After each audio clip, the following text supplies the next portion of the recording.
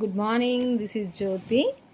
ఈరోజు శుక్రవారం, నవరాత్రుల్లో 5వ రోజు. మామూలుగా రెగ్యులర్గా చేసుకునే పూజలకు కాకుండా కొంచెం డిఫరెంట్గా చేస్తానన్నమాట.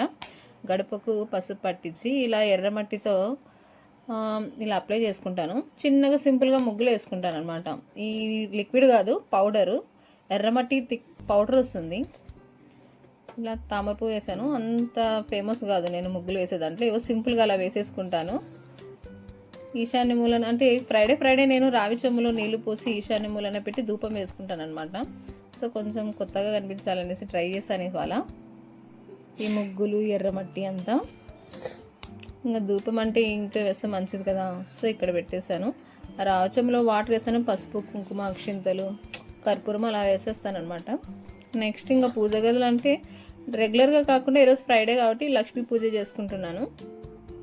ఎవరు ఫ్రైడే అలానే చేసుకుంటాను. సో ఆఫీస్కి లేట్ అవుతుంది కాబట్టి ఫాస్ట్గా వెళ్ళాలి. నెక్స్ట్ వ్లాగ్లో మరీ కలుస్తాం. బాయ్.